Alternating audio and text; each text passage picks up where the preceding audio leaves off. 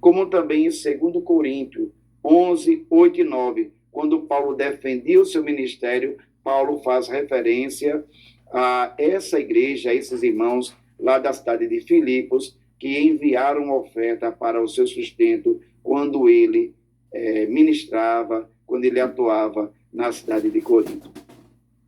Esse presente, meus irmãos, permitiu que Paulo parasse de fazer tendas por um tempo. Como consequência, ele teve maior tempo para dedicar-se a pregar todos os dias, Atos 18 e 5.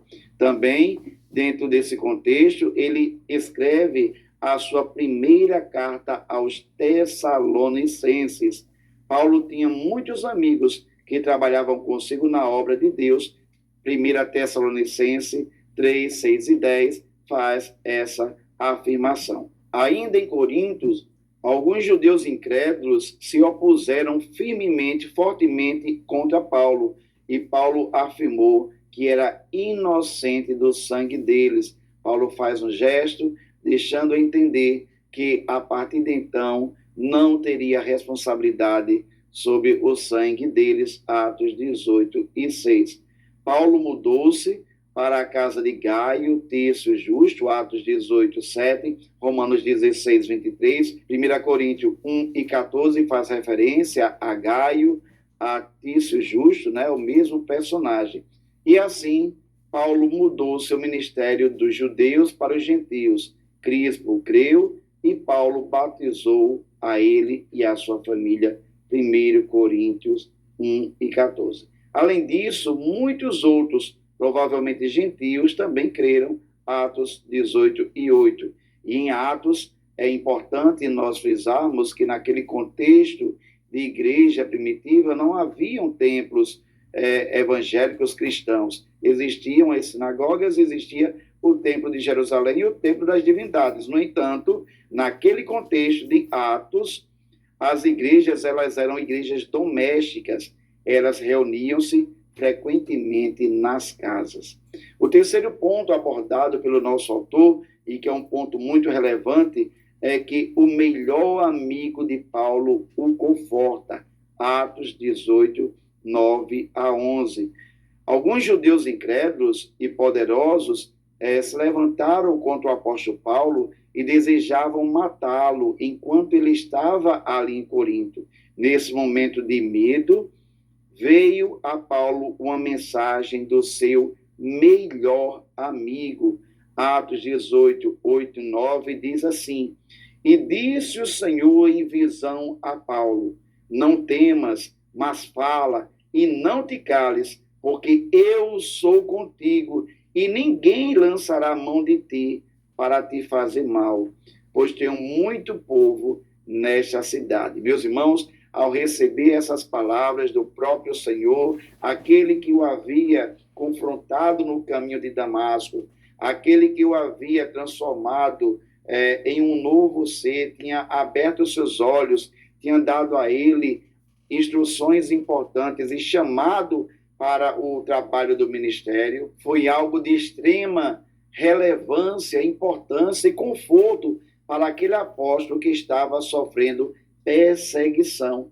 Então, Paulo ficou em Corinto por 1 ano e 6 meses. Atos 18 e 11 nos traz essa afirmação.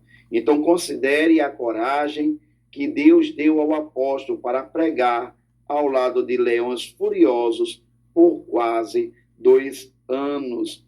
O quarto ponto, também destacado pelo nosso comentarista, fala que Paulo acha um novo amigo no governo. Atos 18, 12 ao 17.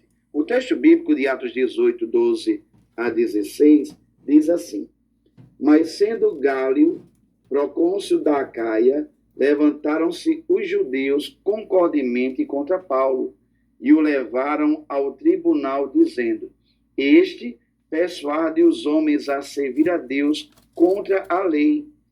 E querendo Paulo abrir a boca, disse Gálio aos judeus: Se houvesse, ó judeus, algum agravo ou crime enorme, com razão vos sofreria. Mas se a questão é de palavra e de nomes e da lei, que entre vós há, vede-o vocês mesmos, porque eu não quero ser juiz dessas coisas. E expulsou-os do tribunal. Dessa forma, queridos, Gálio, o governador romano, ele removeu o caso de acusação de Paulo do sistema judicial romano. E esta foi uma grande decisão a favor do cristianismo. Gálio decidiu que Paulo não era culpado de infringir a lei. Ele era amigo de Paulo, dos crentes e da justiça. Já caminhando para o final dessa segunda viagem missionária, o apóstolo Paulo, ele sai de Coríntio, prosseguindo para Cencreia, Atos 18 e 18, de Cencreia para Éfeso, Atos 18 e 19. Observe que nesse momento ele chega em Éfeso. Éfeso era uma das cidades que fazia parte daquele contexto da Ásia Menor. Outrora, quando ele iniciava o ministério, essa viagem missionária, ele desejava ir para a Ásia, mas o Espírito Santo não o permitiu. No entanto, agora ele teve essa oportunidade de visitar Éfeso, né, e de pregar o evangelho ali na Ásia. De Éfeso, Paulo segue para Cesareia, posteriormente para Jerusalém, e retorna para Antioquia, encerrando assim a sua segunda viagem missionária, é o que nos assegura Atos 18 e 22. Meus irmãos, neste momento nós finalizamos mais uma aula da disciplina Atos dos Apóstolos e, como sempre, desejamos que você permaneça firme e prossiga dia após dia no intento de conhecer a Deus e se aproximar de Deus para melhor relacionar-se com Ele, como também para servi-lo, não só a Ele, mas a sua igreja, a sua obra. Que Deus abençoe e no próximo encontro, se Ele nos permitir, estaremos juntos novamente. Um abraço a todos, a paz do Senhor. Amém.